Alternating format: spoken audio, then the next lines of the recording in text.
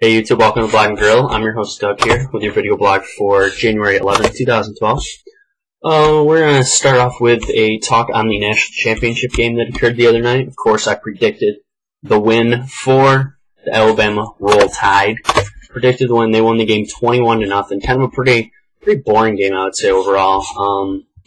Wasn't exciting, and pretty much what I saw was two pro defenses going at it, with two,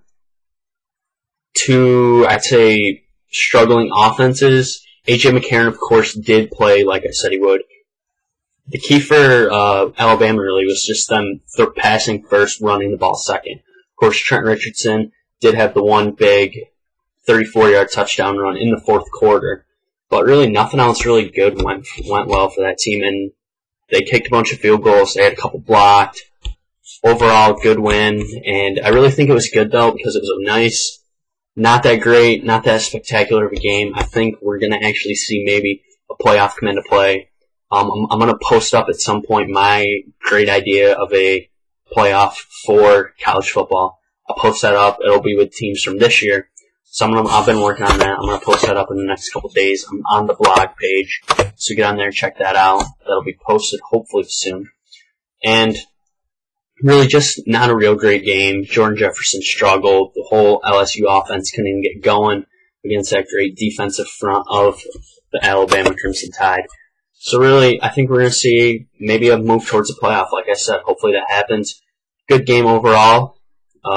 Alabama won, and Alabama is the national champion for the second time in the past 3 years. All right, now I'm going to run down through some headlines, and then I'm going to go to what I'm watching tonight. Of course, the big report today was this. Some of the Jets have been ripping Sanchez. Rumors of that they want to have Peyton Manning be traded to the Jets to become a Jet. I don't know if that's going to happen. It might.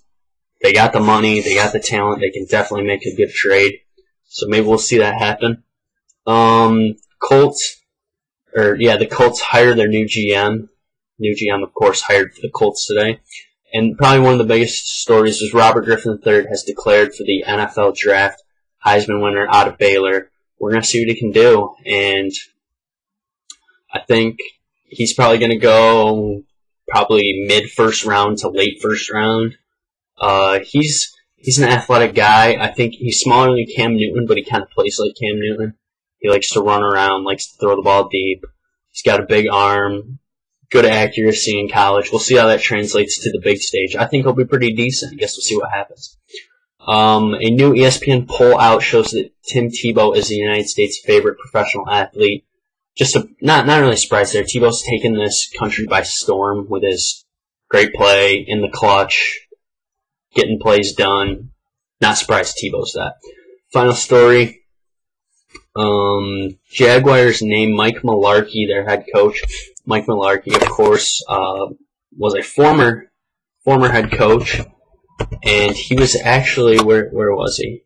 Mike Mularkey was the Atlanta Falcons offensive coordinator, and didn't really like what he was doing there, I guess. He gets hired. He has some good players there. Blaine Gabbert, Mercedes Lewis. Got some good guys there. Maurice Jones-Drew. I think this team could rise back up, maybe win 9-10 games next year. See what they can do, especially depending on what happens with the whole Peyton Manning situation and who else comes out of there. So we'll see what happens with that and if Matt Hasselbeck's back or not. Jake Locker's the quarterback.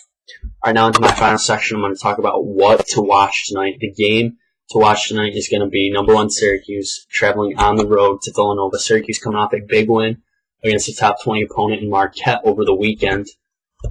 We're going to get to see one team that's really not that good, Villanova. Villanova's 8-8. So let's take a look at Villanova. Villanova has lost games to St. Louis, Missouri. They lost to Missouri by 10. They lost to Temple, St. Joe's. They're currently lost 3 out of their last 4. They lost at West Virginia, at Marquette, and home against University of Southern Florida. interesting to watch there. And right now, I just kind of peeked over at the Big East standings. If you look at these Big East standings, they're very interesting. Syracuse, of course, on top at 4-0.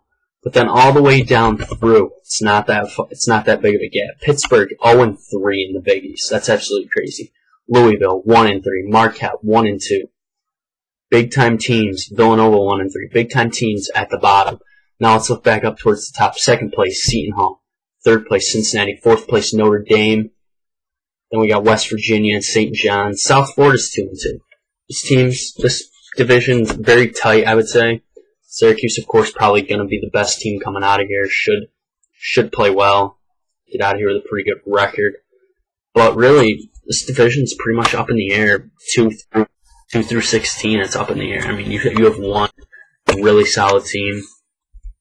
I think if you had to look at another solid team, I would say UConn is probably going to turn it around and play well down the stretch. But I think Syracuse is going to win this game tonight, probably going away. At Villanova, another tough road test in the Big East. Every game is tough in the Big East. So it'll be interesting to see what Syracuse can do tonight. Of course, big key players are going to be Chris Joseph, Dion Waiters, Batman Robin on this team, seeing what they can do. That's all I got for the vlog tonight. We'll be back on Friday for a little NFL weekend preview. I'll be previewing all 4 of the games for you guys. So hope you guys enjoyed this vlog today. Thanks for watching, and I'm out.